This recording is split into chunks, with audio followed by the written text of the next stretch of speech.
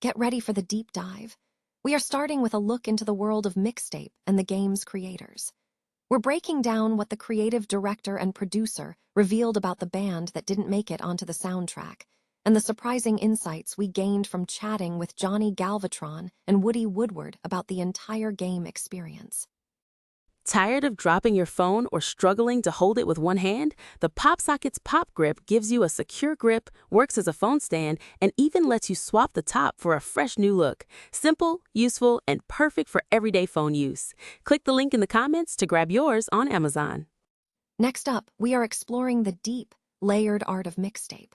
We'll unpack how the game functions as a musical mixtape, examining how the characters and even the bedrooms are woven together into a grand collage of different eras and styles, and what this means for the entire design philosophy.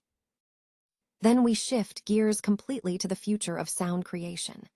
We're talking about Roland's project Lydia, the neural sampling stomp box that is moving closer to becoming a commercial product, and what this AI hardware innovation means for musicians today.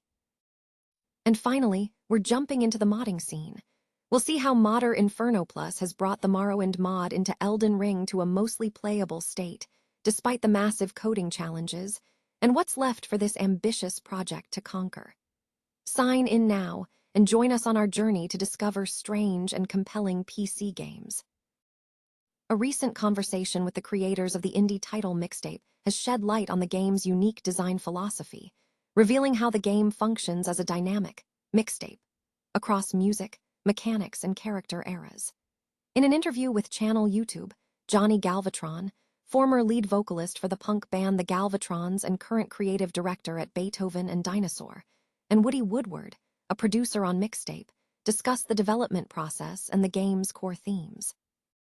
One of the initial design motifs discussed was the concept of rewinding, which is integrated into the gameplay, from fail states to character moments, illustrating how the game evolves from a cinematic past to appreciating the present moment. Galvatron explained that the game functions as a mixtape, where every element, music, mechanics, characters, and even room aesthetics, is arranged to express the protagonist's mental state. This approach ensures that each song and gameplay mechanic has a distinct feeling, mirroring the concept of an art of arrangement. The cast and environments are intentionally drawn from different eras to enhance this mixtape effect.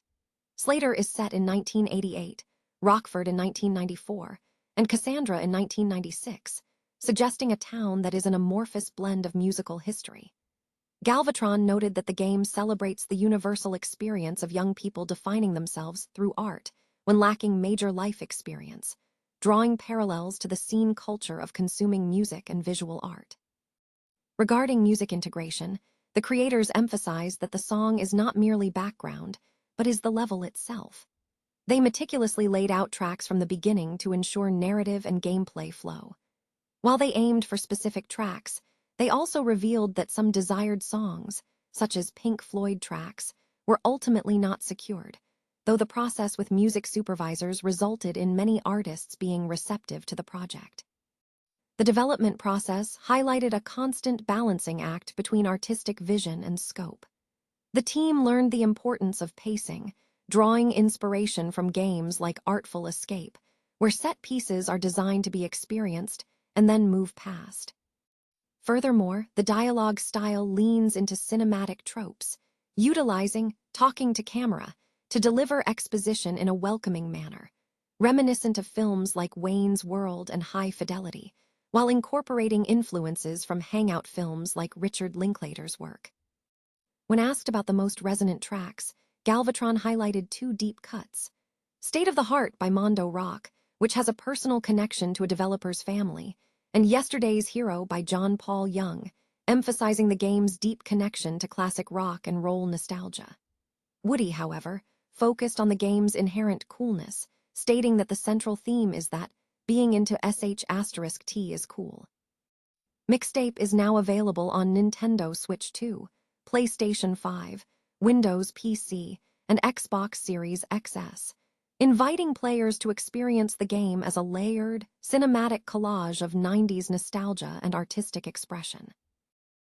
Roland's Project Lydia, a neural sampling stomp box designed to apply the tonal qualities of trained AI models to incoming audio signals, has advanced into its second development phase, signaling a move closer to becoming a commercially available product. Developed by Roland's Future Design Lab, an innovation wing established in 2024 to shape the future of music creation, the updated hardware incorporates significant refinements based on feedback from musicians and industry showcases. The revisions focus on enhancing flexibility and usability. Key improvements include easier installation via Raspberry Pi 5 and standalone USB MIDI controller operation. The device now features fully integrated I/O, eliminating the need for an external USB audio interface, alongside an onboard LCD display for simplified navigation and real-time parameter feedback. Furthermore, user preset memories are now included, and MIDI connectivity has been added to facilitate deeper control, automation, and integration with other studio and live equipment. Paul McCabe, leader of the Roland Future Design Lab, stated that the changes in Phase 2 directly reflected what creators requested from AI hardware in real musical contexts, while also incorporating new internal developments. He noted that initial DMOS and global musician response confirmed the device's potential. Roland emphasizes that Project Lydia is designed not to replace musicianship, but to augment it, offering a new avenue for creative expression through interaction with neural models. Conceived with AI music technology company Newtone, the technology aims to transform one sound into another, presenting a compelling creative proposition. Roland hopes that the familiar pedal form factor will build musician trust in the new technology. The Phase 2 iteration of Project Lydia is set to debut at Superbooth, where interested parties can learn more and provide feedback through a new Roland survey. Nashville-based AA-powered podcasting platform, Rebel Audio, has announced the addition of Big Mike Majlak as chief creator in residence and partner. Majlak, known for his work as co-host of Impulsive and his entrepreneurial background, will serve as a key force driving content development, product growth, and brand strategy for the company. Rebel Audio positions itself as the Canva of podcasting, utilizing AI to simplify the creation, production, and scaling of podcasts. Joining at a pivotal time for the industry, projected to reach $114 billion by 2030, Majlak brings extensive experience in marketing and building scalable narratives. His background includes building one of the first creator-led podcasts from the ground up, accumulating over 500 episodes, and establishing connections with major brands. He aims to leverage this experience to help creators transition from content creation to building sustainable businesses. As chief creator in residence, Majlak will act as an ambassador for Rebel Audio, engaging at major cultural events such as CMA Fest and Comic-Con to drive platform awareness and connect directly with the creator community. Rebel Audio founder and CEO, Jard Gutstadt, highlighted Majlak's strategic value, stating that Majlak possesses the marketing acumen necessary to navigate the attention economy, comparing him to a modern Howard Stern. Gutstadt emphasized that Majlak's involvement reflects Rebel Audio's commitment to empowering creators with ownership and executive roles in the emerging social audio landscape. Rebel Audio is supported by a strategic investor network including Julie Gauthier, Benjamin Lurie, Jonathan Schulman, Launch Tennessee, Market Square Ventures, and Mark Burnett. The platform is currently accepting waitlist signups for early access. The highly anticipated Morrowind mod for Elden Ring is now largely playable after months of intensive development, according to creator Inferno Plus.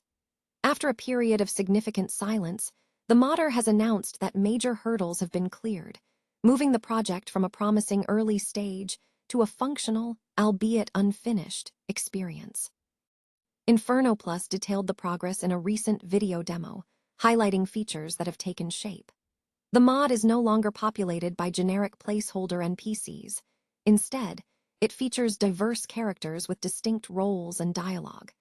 Core systems such as a functional crime system with chasing guards, an alchemy system mirroring Elden Ring's crafting, and a persuasion minigame are now implemented, even if they require further refinement. Furthermore, the port successfully supports certain Morrowind editions, including the Bomera Burger franchise. However, the journey has been fraught with complex technical challenges. Inferno Plus revealed that significant obstacles included developing a map builder to reconcile Elden Ring's fragmented world map imagery, navigating From Software's intricate JSON audio file referencing, and deep-level modifications to the game's executable for navigation meshing. The most demanding task involved replicating the entire Morrowind NPC behavior system within the Elden Ring framework, which required Inferno Plus to procedurally generate code in 2 different programming languages, compile it into binaries, and wrap them in binder files for the game engine to load dynamically, a process that consumed 3 months. Looking ahead, the modder emphasized that while the game is playable, it is not yet fun. The remaining development focus is heavily weighted toward game balancing and design. Issues such as scaling alchemy potions to match Elden Ring stats, refining enemy hand placement, creating custom boss rooms, designing unique NPC faces, voice acting, and implementing features like lockpicking remain on the to-do list.